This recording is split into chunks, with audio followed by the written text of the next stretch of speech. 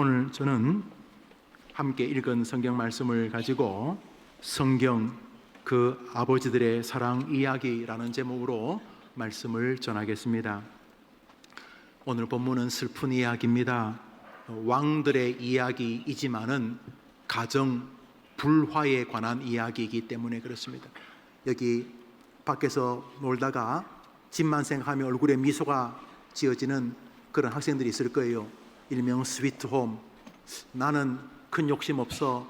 우리 아버지나 우리 엄마처럼만 살면 좋겠어. 이렇게 정말로 자신의 가정이 자랑스러운 성도님들, 또 우리 아버지 어머니들이 계실 거예요. 밖에서 막 힘들다가도 집 생각하면 갑자기 위로가 솟는 그런 가정 말입니다. 반대로 즐겁게 놀다가도 집 그러면 금방 얼굴이 구겨지고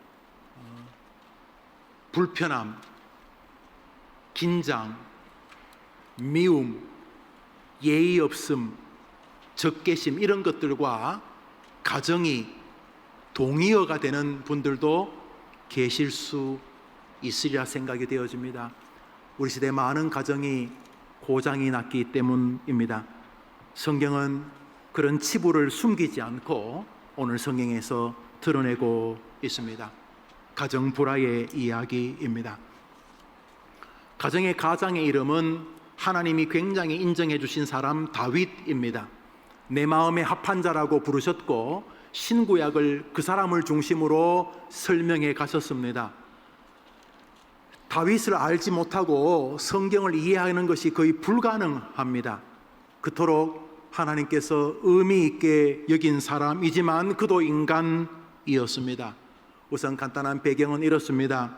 다윗에게는 여러 자식들, 특별히 아들들이 있었는데 그 아버지의 그 자식이라고, 자식들도 대부분 그 아비 다윗을 닮아서 장군감들이었습니다. 장남인 암몬, 압살롬, 솔로몬 같은 자식들이 모두가 그저 하나라를 맡길 만한 걸출한 인물들이었습니다.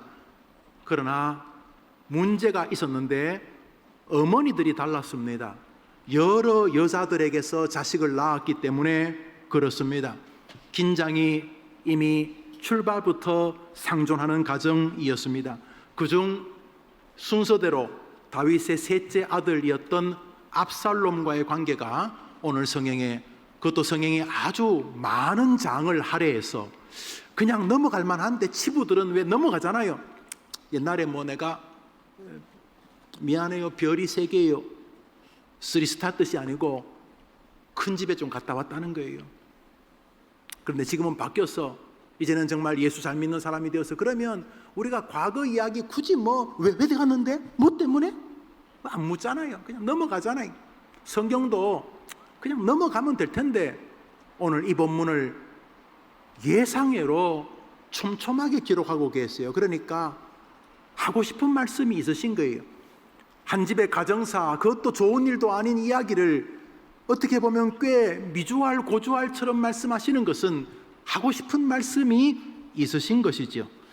압살롬은 평화의 자식, 평화의 아들, 평화의 아버지란 이름을 가진, 그러니까 압살롬을 낳을 때 아마 다윗은 치열한 전쟁 중이었나 봅니다. 막 전쟁하고 화살 하나 맞아가지고 팔에서 또 빼고 또 상처받고 또 달려서 싸우고, 이번에 화살이 또 옆구리 맞아서 또 빼고 또 소독하고, 하여튼간에 막 전쟁을 하고 있을 때에 후방에서 연락이 왔습니다. 임금님, 그래 무슨 일이냐? 왕비님께서 아들을 낳았습니다. 이름을 뭐라고 지어야 되겠습니까? 그때 다윗이 우리 애가 사는 시대는 전쟁 없었으면 좋겠다.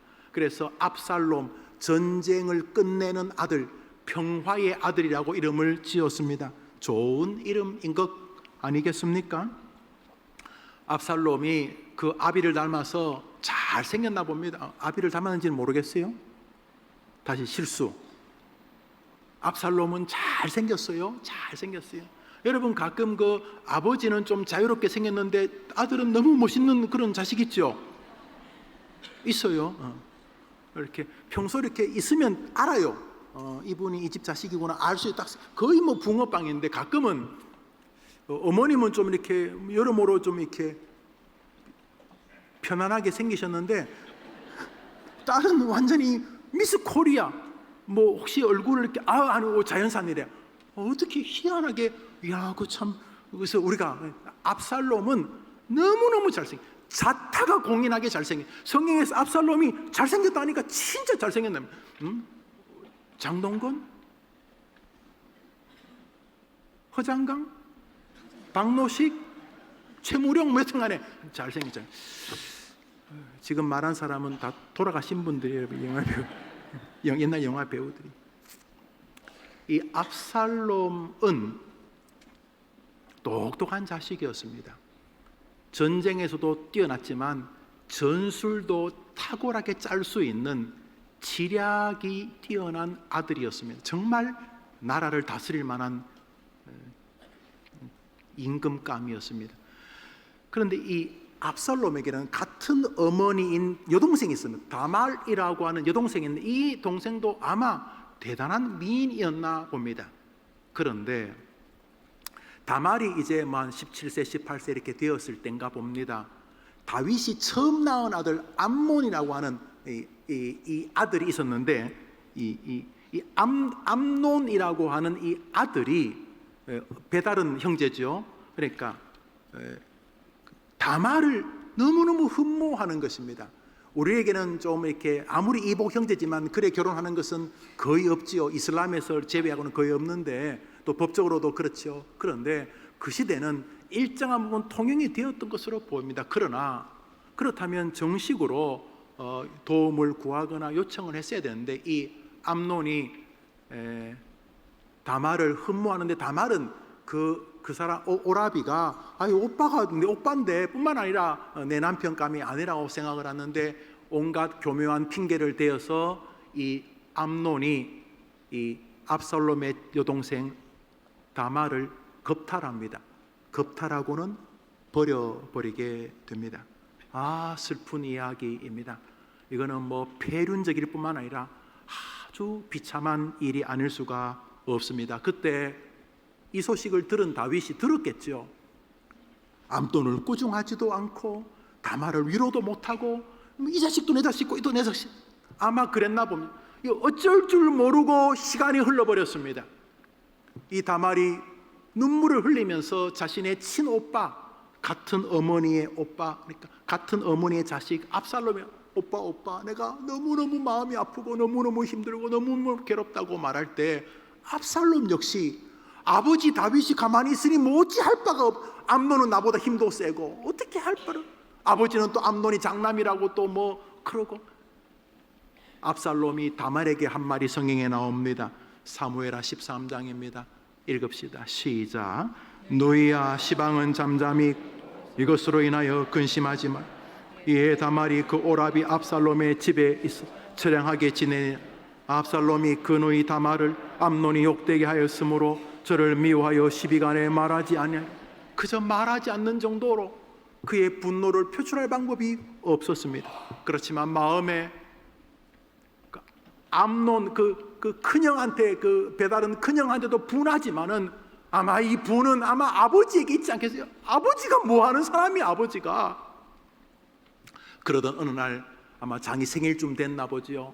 그래도 자기도 왕자니까 자기 집에 뭐 왕자니까 자기가 또 사는 집이 있었겠죠. 뭐 궁궐 한쪽 구석에 있었는지 궁궐 앞에 있었는지 자기 집에 형제들을 다 부릅니다. 잔치하자고. 또 특별히 암논이 반드시 와야 돼요. 암논이 좋아하는 뭐 와인을 갖다 놨는지 어떻게 다 모였어요. 술이 한 잔 거나하게 들어갈 때 암논 뒤로 돌아가 가지고 칼로 암논의 목을 찔러 죽여버립니다. 압살롬이 형을 죽입니다. 동생 다말에 대한 복수였습니다. 죽이고는 글로 도망을 가서 삼촌 집으로 멀리 도망을 가게 됩니다. 3년간이나 도망을 가 있게 됩니다. 문제는 다윗입니다. 3년 동안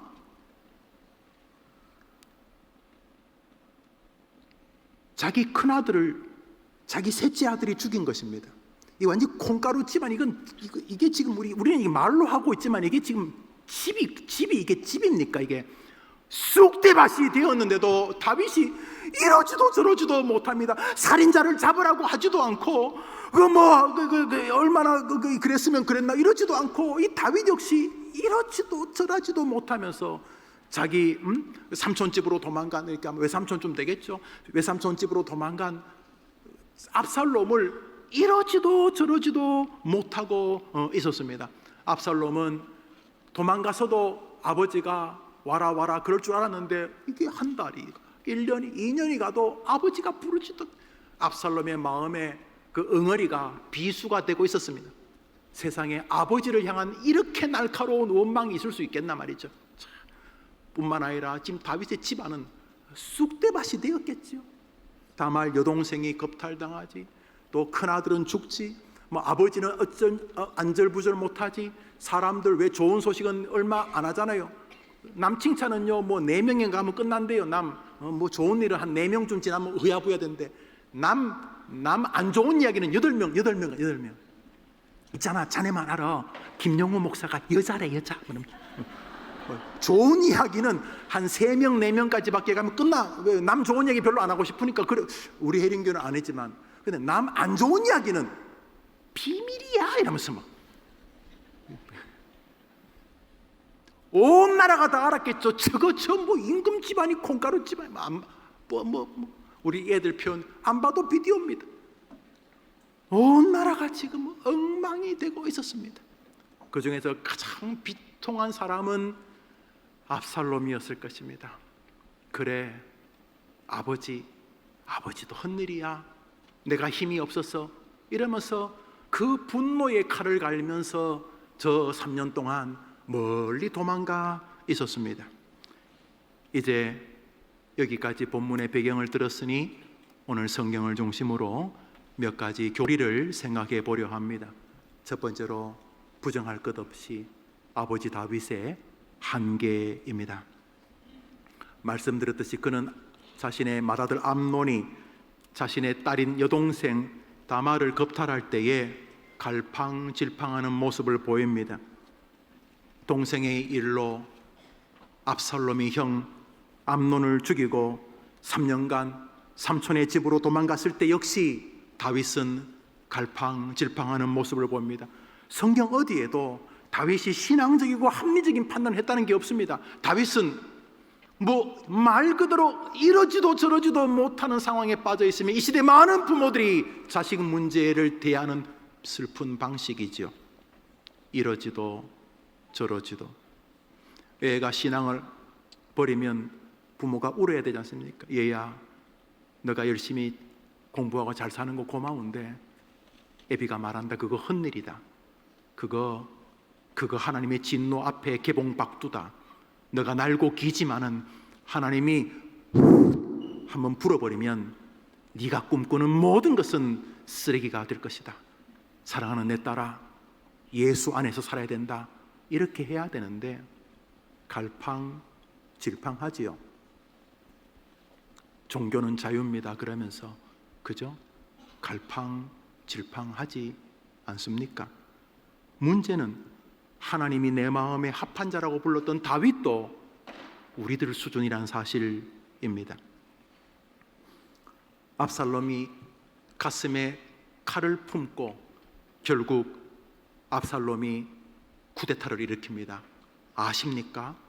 압살롬이 쿠데타를 일으킬 때에 이스라엘 국민 99.99999%가 다윗을 버립니다.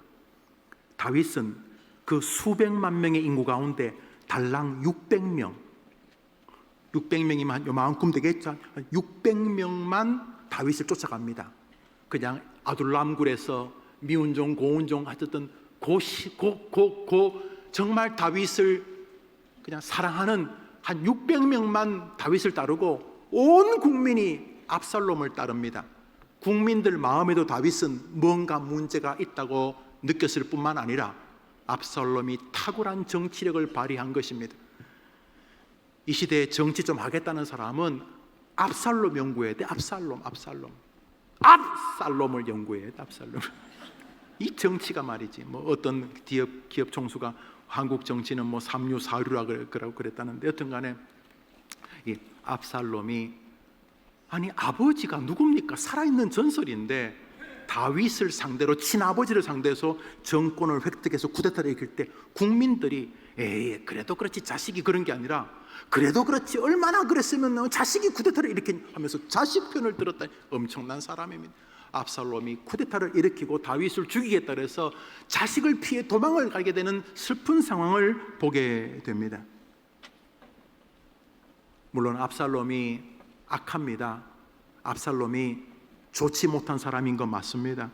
그렇지만 압살롬이 그 지경까지 되도록 다윗이 방조했다는 것을 부정할 수가 없습니다. 오늘 우리는 모든 인간의 한계를 보게 됩니다.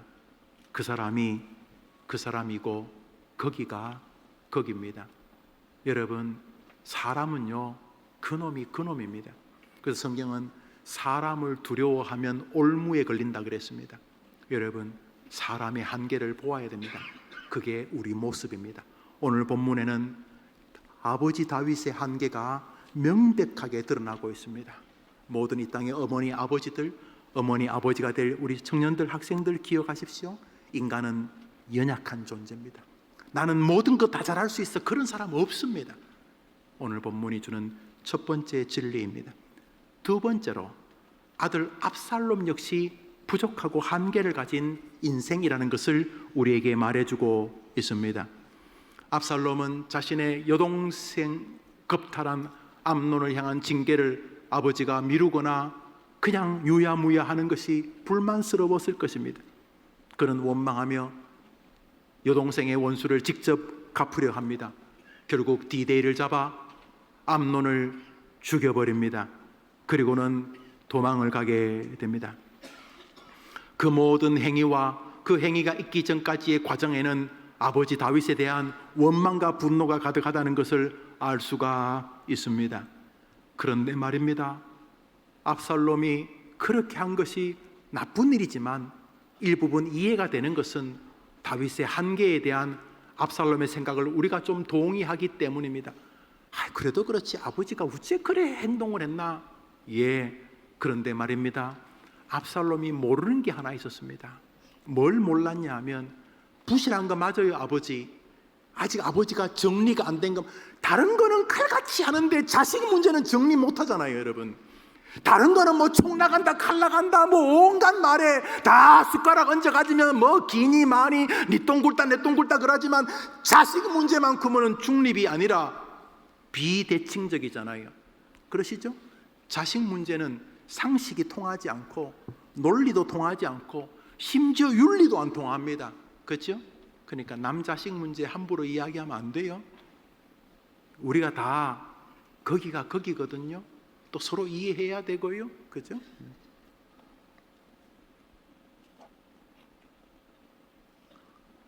그런데 압살롬의 한계가 뭐냐 하면 그런 부실한 아버지이지만은 압살롬이 모르는 게 있었어요. 아버지가 부실한 거는 맞는데 자기를 향한 사랑만큼은 압살롬이 틀렸어요. 사무엘하 13장 37절을 읽습니다. 시작.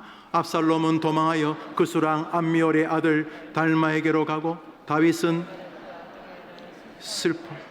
압살롬이 도망하여 그술로 가서 거한 지 3년이라.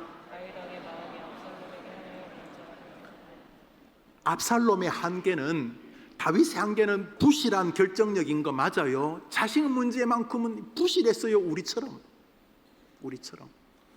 압살롬도 부실해요.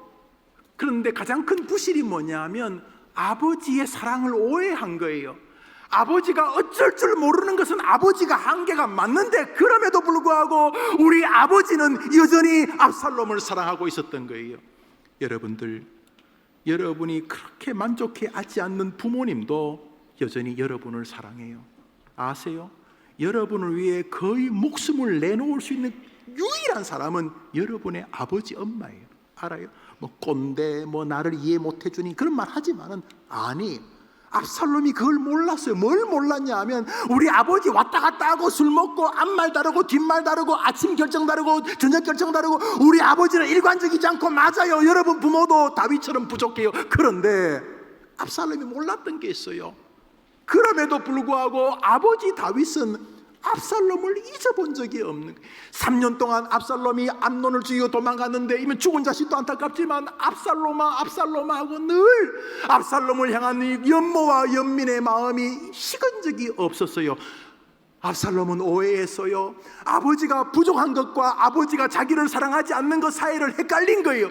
모든 아버지는 부족하지만 모든 부모님은 자녀를 사랑하고 있는 거죠. 특별히 오늘 예배하는 우리 청소년들 믿어도 돼요. 목사님의 말이 아니라 성경이 말하고 있으니까 하나님은 여러분을 사랑하는 부모님을 주신 줄 믿음 한번 아멘 해보세요. 한번 아멘 해보세요. 그래서 네 부모를 공경해도 부족함이 없다고 주님이 말씀하신 것인 거예요. 다윗의 장군인 중에 최고가 요압입니다. 요압. 그냥 거의 우리나라 말하면 이순신 같은 장군입니다. 요압 장군이 다윗과 미운정 고운정 같이 들었거든요. 아둘람굴에서부터 다윗의 생명을 바친, 물론 나중에 배신합니다만, 이 요압이 가만히 1년, 2년, 3년쯤 지나는데 아버지 다윗이 압살롬을 미워한 줄 알았더니 아니었어요. 사무엘하 14장 1절입니다. 읽읍시다. 시작. 요압이 가만히 보니까, 참모총장 요압이 가만히 보니까 다윗이 그냥 나라의 국정을 끝나면 수심이 가득한 거예요. 그러고 그 압살롬이 남긴 어릴 때 장난감, 압살롬이 입었던 옷, 신발 이런 거 펴두고 부둥켜 안고 울고 이러는 거예요. 압살롬. 이 다윗의 마음이 압살롬에게 향하는 것을 알았어요. 그래가지고 압살롬이 요압이 자기가 직접 가서 왕자님, 아이고 요압 장군님 어쩐 일이십니까? 돌아갑시다. 아유, 제가 형도 죽였고 아버지 볼 면목이 없어요. 그래도 돌아갑시다. 아버지가 데려오라 그랬어요. 밤낮 아버지가 울어요. 갑시다. 그래서 압살롬이 요압을 따라 다시 예루살렘으로 옵니다. 왔어요. 궁궐에 왔어요. 보고받았어요. 그런데 다윗이 왔는데 이 또한 이 부실한 아버지가 이 맞아야 되는지, 이게 살인죄를 물어야 되는지, 용서를 해야 되는지, 처벌을 해야 되는지, 이래도 저래도 못하고, 그래서 남들의 눈이 있고 그러니까 왔다고, 내 아들이 왔다고, 그래 일단 지 집 있으니까 거기 있으라 그래 하고 또 한 달, 6개월, 1년, 2년 지나면 아버지가 부르질 않아요. 와, 이 부실함, 그래 기억하셔야 돼요. 부실하다고 우리 부모님이 나를 사랑하지 않는 게 아니라는 것이죠.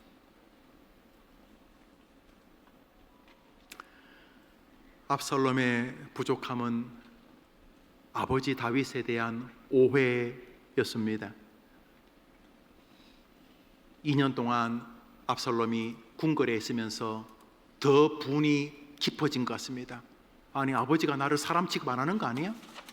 아버지가 아예 나를 부르지도 않네. 나 투명인간이야? 있어도 없어도 아무 상관없는 존재야? 나는 뭐야? 이러면서 압살롬이 그때부터 국민들과 소통하기 시작합니다.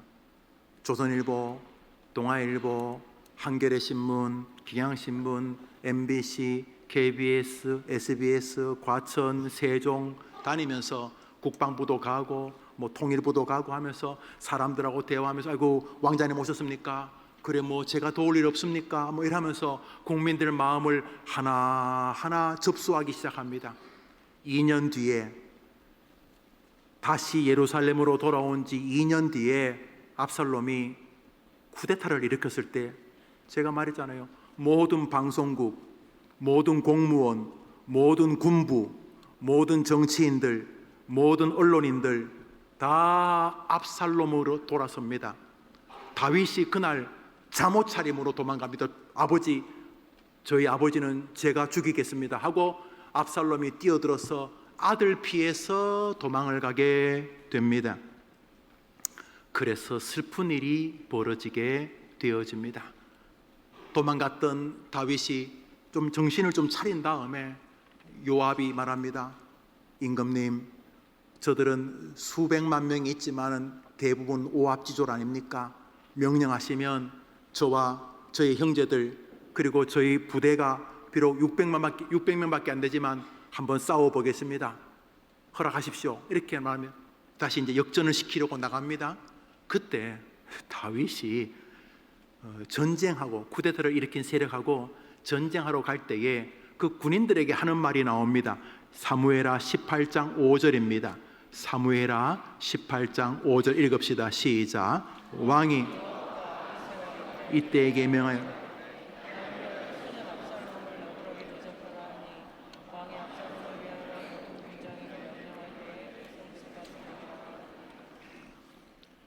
이게 뭐 싸우라는 말입니까? 싸우지 말라는 말입니까? 싸우라는데 여보게들 내 아들 압살롬은 너 그렇게 죽이지 말라는 말입니다. 너 그렇게 대해달라고. 아니 전쟁하러 가는 부하들에게 용기를 주는 말이 아니고 이건 압살롬이네 죽이면 안 되겠네 이렇게 전쟁이 되겠습니까 이게? 그래서 압살롬을 죽이지 말라는 게 전쟁의 명령이었습니다. 부하들은 너무너무 답답했을 것입니다. 여기 중요한 것은 압살롬의 오해입니다.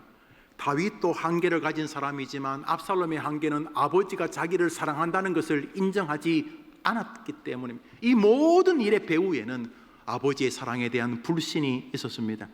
그렇지만 다윗의 부하들은 다윗과 생각이 달랐습니다. 죽여버리고 싶었습니다. 사무엘하 18장 9절입니다. 9절 읽읍시다. 시작.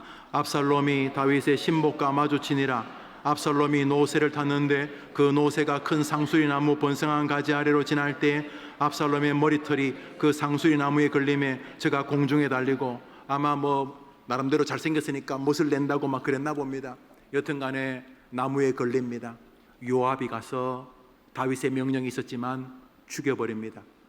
요압의 무기를 들고 있는 요압의 부하들도 같이 합류해서 압살롬을 잔인하게 죽여버리고 맙니다. 지도자가 죽으니까 전쟁이 끝난 거 하면 사실 전쟁은 지도자 죽이기인데 지도자를 무너뜨리면 거의 무너지지 않습니까? 그래서 다시 다윗이 궁궐로 돌아오게 되고 백성들은 다시 다윗을 잘 이해하게 됩니다. 자, 그런데 말입니다. 전쟁이 끝났습니다. 그래서 다윗의 군사 중에 아히마스라고 하는 날랜, 우리로 말하면 한 중령이나 대령중 되는 이 친구가 전쟁 승리를 말하려고 전쟁터에서 막 말을 타고 궁궐로 옵니다. 그래서 임금님 전쟁을 이겼습니다 이렇게 다윗에게 말할 때에 다윗의 첫 마디는 이것이었습니다. 우리 29절을 읽습니다. 읽읍시다. 시작. 왕이 가로되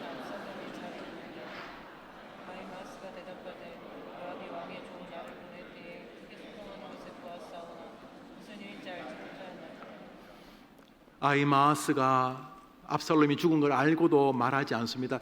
시끄럽긴 한데 잘 모르겠네요. 그렇지만 전쟁을 이겼습니다. 그런데 다윗은 전쟁 이긴 데 관심이 있는 게 아니라 내 아들 압살롬이 살아있느냐 여기에 관심이 있었습니다. 죽였죠. 요압을 비롯한 이스라엘 백성들이 죽여버렸죠. 그런데 다윗의 마음은 압살롬에게 있었습니다. 그 부실하고 죄 많은 인간, 그렇지만 내 아들 압살롬에게 있었습니다. 전쟁을 승리하고 백성들이 돌아옵니다. 그때의 배경이 오늘 설교의 본문의 배경입니다. 33절을 읽습니다. 읽읍시다. 시작. 심히 아파 우니라. 저가 올라갈 때에 말하기를 내 아들 압살롬아, 내 아들 압살롬아, 내가 너를 대신하여 죽었다면 압살롬 내 아들아 하였더라. 이 전쟁을 이기고 왔으면 박수치고 막 프랭카드 걸고 전쟁 승리, 우리 전쟁을 승리한 용사들을 환영합니다 이런 게 아니라 전쟁을 이겼는데 다윗이 내 아들하고 얼마나 대성통곡을 하면서 뭐라고 말하냐면 내가 대신 죽었어야 되는 내가 네 대신에 내가 죽었어야 되는데 하면서 막 절규를 합니다. 이제 오늘 본문입니다. 사무엘하 19장 1, 2절 읽습니다. 시작. 왕이 그 아들을 위하여 슬퍼한 다음이 그날의 백성들에게 들림에 그날의 이김이 모든 백성에게 슬픔이 된지라. 그날의 백성들이 싸움에 쫓겨 부끄러워 도망한 같이 가만히 성으로 들어가니라. 왕이 얼굴을 가리우고 큰 소리로 부르되 내 아들아 압살롬아 압살롬아 내 아들아 내 아들아 하니, 여기 노란 글씨 보십시오. 전쟁을 이겼는데 진 것 같은 느낌이 들어요. 하도 임금이 내 아들아 압살롬아 내가 대신 죽었어야 하는데 하고 그렇게 대성통곡하니까 전쟁을 이긴 군사들이 마치 죄 지은 것처럼 슬금슬금 성으로 돌아왔다라고 성경이 말하고 있습니다. 압살롬이 가진 한계는 뭐냐? 아버지 다윗이 자기를 사랑하지 않는 줄 알았던 것입니다. 그게 압살롬의 한계입니다. 얼마나 많은 청소년들이 자기 부모가 자기를 사랑하는 것을 인정하지 않기 때문에 탈선하게 되는 것입니다. 너무나 많은 사람들이 자기 부모에 대한 원한을 품고 40살, 50살이 됩니다. 아닙니다. 헷갈린 것입니다. 예, 여러분 부모님이 부족합니다. 아니 나를 사랑하면 그 짓을 할 수 있어요. 예, 그 짓을 할 수 있어요. 인간은 부족해요. 그런데 여전히 부모님은 자녀를 사랑하고 있는 것이죠. 압살롬의 한계는 그 아버지가 자기를 사랑하지 않는다는 생각에 서 있었기 때문입니다. 오늘 본문은 두 사람의 한계가 나옵니다. 다윗의 한계와 압살롬의 한계입니다. 그렇지만 우리는 다윗이 압살롬을 사랑했다는 사실을 본문에서 분명하게 발견하게 됩니다. 이 시대의 모든 자녀들이시여, 여러분의 부모는 여러분을 사랑합니다. 교회의 목사가 여러분의 영적 아비라고 그렇게 배우셨을 것입니다. 저도 그렇게 배웠습니다. 여러분이 그렇게 인정하든 안 하든 저는 그런 마음으로 여러분의 목자로 서 있습니다. 제가 여러분을 얼마나 사랑하는지는 저는 모르고 하나님이 아시겠지만, 저는 대한민국에서 가장 사랑하는 교회 성도를 들라면 해림교회 외에는 없습니다. 사랑하는 여러분, 그런 면에서 여러분의 목사가 여러분의 영적인 아비와 같이 여러분들을 사랑한다는 것을 믿으셔도 됩니다. 더 사랑하도록 힘쓰겠습니다. 기도해 주시기를 바랍니다. 많은 교인들이 자신의 목사가 자기를 사랑하지 않는다는 아주 독특한 확신을 가지고 믿음을 탈선하게 되는 것입니다. 예, 부족한 것은 틀림없습니다. 부족하지 않은 아비가 없듯이 부족하지 않은 목사가 어디 있겠습니까? 그렇지만 여러분 믿으셔도 됩니다. 우리 학생들, 여러분의 반사 선생님은 여러분을 사랑하십니다. 부족한 것은 틀림없지 여러분을 사랑하십니다. 오늘 본문은 마지막으로 부족함이 없는 어떤 존재 앞에 우리를 세웁니다. 그것은 바로 진짜 아버지 우리 하나님이십니다. 다윗은 자식을 위해서 대신 죽고 싶었습니다. 내 아들아 내 아들아 하면서 대신 죽고 싶었지만 못 죽었습니다. 그런데 이 아버지는 우리를 사랑한 나머지 대신 죽기까지 하셨습니다. 마태복음 20장입니다. 읽읍시다. 시작.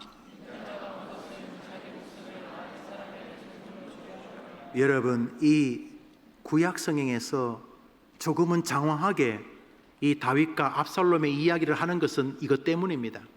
그 본문을 보면서 그 앱이 참 부족하다, 그게 끝이 아닙니다. 오늘 본문은 그래도 다윗의 자식을 사랑하는구나, 그게 구약을 기록한 이유가 아닙니다. 잘 봐라, 육신의 아비도 자식 사랑하지, 물론 부족하지만.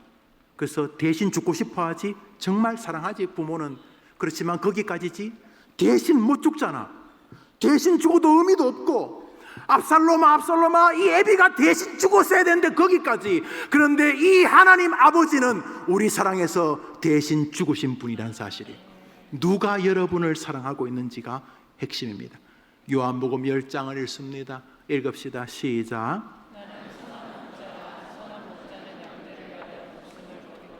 오늘 본문은 우리에게 이 메시지 앞에 세우는 것입니다. 한번 더 합시다. 나는 나를 사랑해 대신 죽기까지 하시는 진짜 아버지, 나의 하나님이 있다. 믿음 아멘 해보세요. 그 결론에 우리를 세우려고 하는 것입니다. 우리 믿음의 사람들은 바로 이것 때문에 승리했습니다. 아버지 하나님이 진짜 나를 사랑하신다. 성도들이 그런 말해요. 목사님, 예, 아유, 하나님이 우리 김영호 목사님 너무너무 사랑하세요. 내가 이런 말 들은 사람이 한 500명은 돼요. 불편해요? 예, 하나님이 저를 사랑하는 것을 느낄 수 있어요. 제 주변의 사람들이 그런 말 많이 해요. 예, 근데 똑같이 말해요. 집사님, 얘들아, 하나님이 너도 사랑하신단다. 여러분, 하나님의 사랑이 여러분 곁에 있다고 믿으면 아멘 해보세요. 오늘 다윗은 진짜 자식을 사랑했어요. 부실할 뿐이지. 그런데 못 죽었어요. 대신 죽고 싶어하는 수준까지가 끝이에요. 그런데 이 아버지는 대신 죽어주셨어요. 여러분의 하나님이신 줄 믿습니다. 결국 사랑에 관한 이야기. 오늘 본문은요, 다윗의 사랑이 부실했다, 그 말이 끝이 아니에요. 다윗은 진짜 자식을 사랑했다, 그것도 끝이 아니에요. 아주 못된 자식처럼 살았는데 그 말도 아니에요. 오늘 본문이 우리에게 하고 싶은 말은, 다윗 아비는 너희를 그 정도로밖에 못 사랑하지만 나 아버지 하나님은 너희를 생명 다해 사랑한단다. 그것이 우리의 믿음이에요. 여러분, 믿음은요, 무슨 앞에 기적이 생기고 돌멩이가 돈으로 변하고 그래서 믿음이 세지는 게 아니라, 언제 믿음이 세지냐면, 나 사랑하시네 이분이 라고 하는 사랑의 진리를 만났을 때만이 변화되는 줄 믿으시기를 바랍니다. 한 사람이 사랑에 빠집니다. 아주 몹쓸 인간이었는데 사랑을 맛봅니다. 사도 바울입니다. 로마서 1서입니다. 시작. 누가 그리스도의 사랑에서 환난이나 곤고나 핍박이나 기근이나 적신이나 위험이나 칼이랴, 이 모든 일에 우리를 사랑하시는 이로 말미암아 우리가 넉넉히 이기느니라. 내가 확신하노니 다른 아무 피조물이라도 우리를 우리 주 그리스도 예수 하나님의 사랑에서 끊을 수 없이. 할렐루야. 이 사람이 지금 감옥에서 쓰고 있는데도 당당합니다. 뭐라고? 자기를 사랑한다는 게 누가? 하나님이 나를 사랑한다는 믿음만 여러분의 아이들에게 들어가면 저 아이들 무조건 성공적인 인생의 주인공 될 줄 믿으면 아멘 해보십시오. 하나님이 여러분을 사랑한다는 믿음만 있으면 지금도 여러분이 미소를 지을 거예요. 뭐 잘난 사람만 죽을 때 행진곡을 불러달라는 게, 여러분들도 하나님이 여러분을 사랑한다는 게 여러분의 오장육부와 영혼을 붙잡기만 하면 죽음 앞에서도 용감한 용사가 될 줄 믿습니다. 감옥이 아니라 감옥보다 더 심한 데 집어넣어도 하나님이 여러분을 사랑한다는 게 믿어지기만 하면 이길 줄 믿으면 아멘 해보세요. 오늘 본문은 사랑의 이야기입니다. 성경은 바로 그 아버지의 사랑의 이야기인 것입니다. 기독교를 한마디로 말하면 뭡니까? 하나님이 우리를 사랑한다는 것입니다. 그래야 예수의 의미가 존재해야 있는 것입니다. 그렇습니다. 우리의 신앙의 혼란은 바로 이 하나님이 나를 사랑한다는 데서부터의 의심이 시작의 근원입니다. 교회를 수십 년 다녔지만 믿음 생활이 젖병을 물고 있는 어린애 수준에서 벗어나지 않는 것은 하나님이 자기를 사랑한다는 교리적인 진리가 정돈이 안 된 것입니다. 가만히 한번 생각해 보십시오. 예수가 뭡니까? 하나님이 여러분을 사랑한다는 가장 완벽한 증거 아닙니까? 사랑도 않는데 자기 자식을 죽이는 사람이 어디 있습니까? 사랑하는 여러분, 하나님이 여러분을 사랑한다는 게 오늘 메시지의 핵심인 것이 여러분이 믿으시기를 바랍니다. 고린도후서 5장입니다. 읽읍시다. 시작.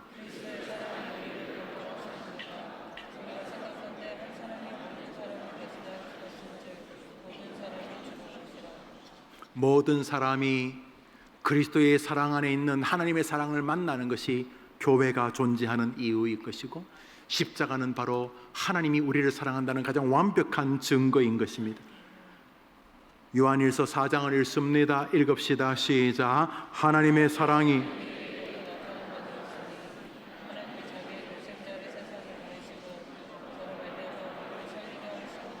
말씀을 맺습니다.